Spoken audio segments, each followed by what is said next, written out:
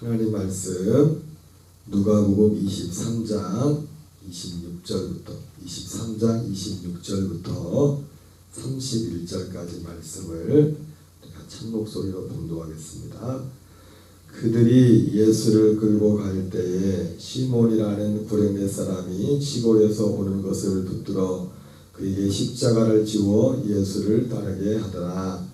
또 백성과 및 그를 위하여 가슴을 치며 슬피우는 여자의 큰 무리가 따라오는지라. 예수께서 돌이켜 그들을 향하여 이르시되 예루살렘의 딸들아 나를 위하여 울지 말고 너희와 너희 자녀를 위하여 울라.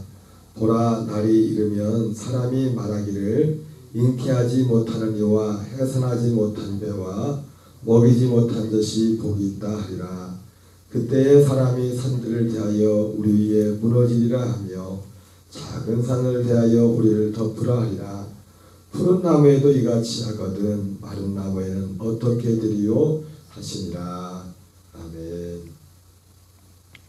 할렐루야. 오늘은 누가복음 23장 26절부터 31절까지 본문의 말씀을 중심으로 너희와 너희의 자녀를 위하여 울라, 너희와 너희의 자녀를 위하여 울라는 제목으로 하나님의 말씀 전하도록 하겠습니다. 오늘 본문은 예수님이 빌라도를 통해서 최종 사형 판결을 받으시고 이제 예수님이 끌려서 십자가를 지시고 골고다로 가는 그 지점에서 있었던 일입니다.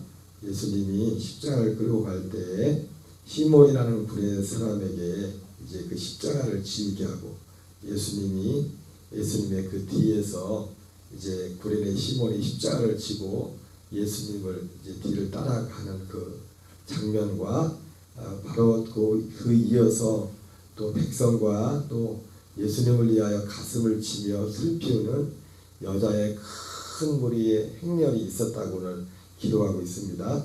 바로 이러한 상황에서 예수님께서 그 예수님이 따라오는 그 어려움 중에서도 그 돌이키시면서 슬피 울며 따라오는 그 특별히 여자의 큰 무리들을 향해서 28절에 이렇게 말씀합니다. 예루살렘의 딸들아 나를 위하여 울지 말고 너희와 너희의 자녀를 위하여 울라.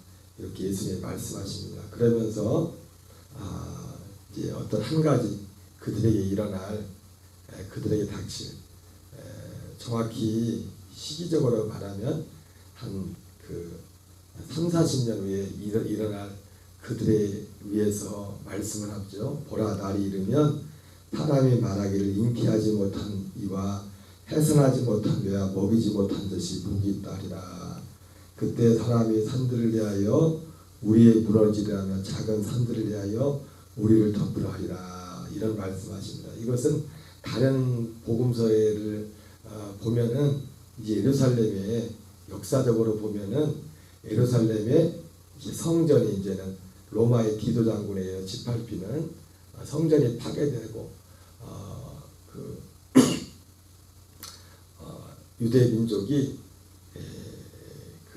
실제 어떤 더 큰 원래도 로마의 통치하에 있었지만은 고난을 당하는 그런 일들을 염두에 둔 것입니다. 우리가 이 말씀을 보면서 또 떠오르는 것은 사도 바울도 그런 말을 했지만 우리가 이 땅에 두 발을 딛고 있기 때문에 이 땅의 나라와 지도자를 위해서 우리가 기도해야 될 의무가 있습니다. 왜냐하면 그것이 우리 자신을 위한 것이라고 사도 바울은 말하죠. 우리가 평화하는 중에서 하나님을 섬기기 위해서 그 예수님이 말씀하신 예루살렘의 딸들아 나를 위해서 울지 말고 지금 예수님이 얼마나 그 고통 가운데 지금 가고 있습니까? 그 순간에도 그 자신을 위해 울지 말고 너희와 너희 자녀를 위해서 울라고 말했어요. 그들에게 닥칠 어떤 일들을 위해서. 원래도 이때까지 예수님 당시에도 예수님 십자가 달린 당시에도 로마의 지배 아래 있었지만은 그 30-40년 그 지나면서 그 예루살렘 성이 이 디도 장군에서 짓밟히고 돌 위에 돌 하나도 남지 않으리라 그랬던 것처럼 그건 성전의 어떤 상징적인 것이고 유대인들에게 더 큰 고난이 있게 됩니다.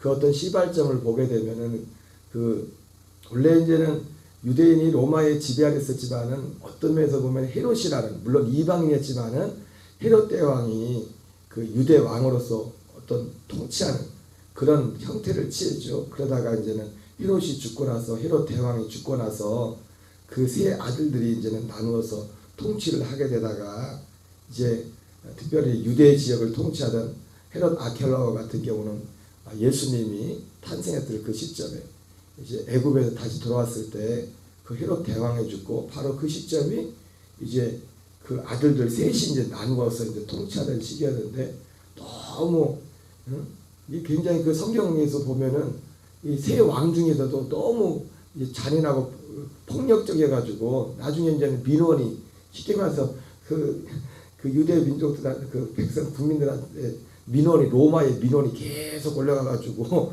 이제는 아켈라오가 잘리잖아요. 그래가지고 이제는 그 유대 지역에는 이제는 로마에서 직접 파송한 로마의 그 총독이 다스리는 그런 체계가 됐었죠.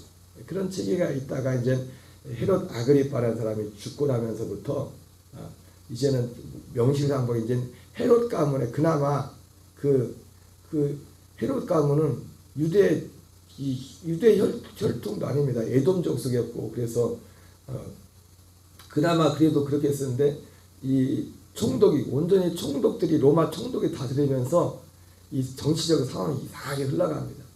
그러면서 역사적으로 한 30년 예수님 십자가에 죽으시고 나서 한 30여 년이 지나고 난 후에 이제는 이게 상황이 너무 힘들어져서 유대인들이 이제 66년 동안 반란을 일으킵니다.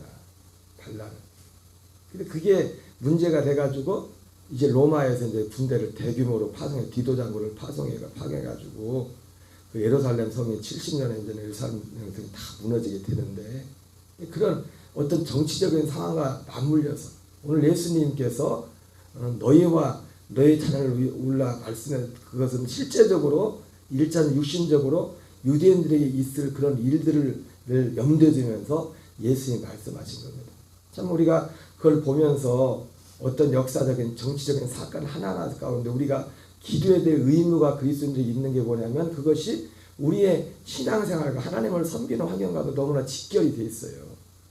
우리는 기도할 때마다 우리의 어떤 면에는 마음에 와닿지 않는 부분이 있을지라도 입을 열어서 나라와 민족을 위해서 역사를 위해서 기도할 의무가 있는 줄 믿습니다. 사실은 어떻게 보면 로마에 의해서 이스라엘이 그게 그 고통을 당하는 그것이 예루살렘 성이 불타는 것보다 더 시각적인 게 뭐냐면 여러분들이 한 번쯤 들어봤으면 마사다입니다. 마사다.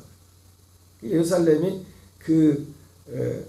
유다 로마가 대규모 이제는 원래도 로마의 지배 아래 있었지만은 아까 말씀했지만 그냥 그런 데는 이제 어떤 자치를 많이 인정해 줬었거든요. 근데 이제 완전히 이제 쑥대밭을 만들고 거기에 저항해서 마지막까지 하나님의 믿음을 지키기 위해서 그들이 그 마사다라는 헤롯의 이제는 그 요새였었죠. 헤롯 대왕이 만들었던 그 요새에 한 1000명 가까이 되는 성계당은 열심당원 같은 그런 부류들이 거기 지키고 있던 로마 군인들이 얼마 없었거든요. 그래서 거기를 점령하고서 3년 동안을 거기서 버팁니다. 3년 동안. 거기 한 1000명도 안 되는 그 사람들을 잡으려고 로마에서 15,000명의 군대를 거기다 보내요. 근데도 거기가 워낙 성지순례 가면 거기 꼭 한 번쯤은 가보지만 거기가 요새라 점령하기가 쉽지가 않아요. 거기가. 그래서 3년이라는 시간이 걸려서 그것도 나중에 이거 토동을 싸가지고 우여곡절 그때 거기를 점령을 해서 이제 거기를 하는데 그때 이제는 마사다 요새에 있었던 사람들이 거기 지도자가 엘르아셀 벤 야일이라고 뭐 그런 사람이었는데 직감을 한 겁니다. 야 이제는 안 되겠다 그래가지고 사람들을 모아놓고도 연설을 합니다. 그 연설의 내용 중에 하나가 우리가 지금 이렇게 된 것은 뭘 염두에 둔 건 모르겠지만 지금 이 지경까지 온 것은 우리가 하나님 앞에 범죄하는 그 범죄에 대한 하나님의 심판이다. 그러나 우리가 이 심판받는 것이 저 진짜 야만인 이방인인 로마 사람들로 해서 심판당하는 것보다 차라리 우리가 깨끗하게 여기서 끝내자. 그래가지고 어떻게 하냐면 가족 얼마나 비참합니까? 거기 남자들만 온 게 아니라 어떤 가족들까지 다 왔는데 그 가족들이 그 남자들이 남편의 가족을 먼저 다 죽여요. 다 죽이고 남은 남자들끼리 제비를 뽑아서 10명을 뽑습니다. 10명이 남은 사람들을 다 죽여요. 그리고 10명이 다시 제비를 뽑아서 남은 1명이 나머지 9명을 다 죽이고 마지막 자결을 하는. 비참하게 그렇게.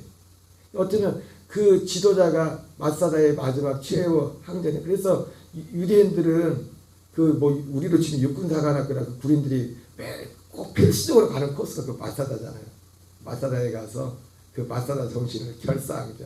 다시는 우리에게는 마사다와 같은 이런 일이 있어서는 안 된다고 그런 결심들을 하지만은 신앙적으로 본다면은 예수님이 그들이 예수님을 십자가에 넘기면서 이 피를 우리와 우리 자손에게 돌리소서 그렇게 말했던 그러한 어떤 하나의 열매였어요. 모르겠어요. 그 지도자가 자기들의 죄에 대해서 이것이 우리가 하나님에 대한 죄에 대한 어떤 하나님의 형벌이다 심판이다 그렇게 말했을 때 그것이 예수님을 십자가에 넘겨진 그것을 염두에 둔 건지 뭔지는 모르겠지만은 어쨌든 오늘 예수님께서 예수님을 따라오면서 울며 따라오는 그들을 향해서 예루살렘의 딸들아 나를 위하여 울지 말고 너희와 너희 자녀를 위하여 울라.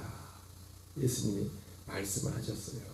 그래서 우리가 이런 모든 되어지는 일 가운데 그래서 아까 말씀한 것처럼 이런 하나님의 예수님의 말씀이 하나 이루어지는 일 과정 가운데 그 정치적인 상황 하나 이런 것들 하나의 구체적인 그런 어떤 상황들의 변화들이 있어서 사실은 그런 일을 안 당해도 됐을 텐데 어떻게 보면 왜 유대인들이 반란을 일으킬 수밖에 없는 그런 상황이 됐어요. 그런 상황 정치적인 상황들이. 그래서 오히려 실제로 그 말씀이 이루어지죠. 여러분 이 땅에 돌아가는 모든 것 하나하나를 위해서도 우리가 간절히 기도해야 될 줄 믿습니다.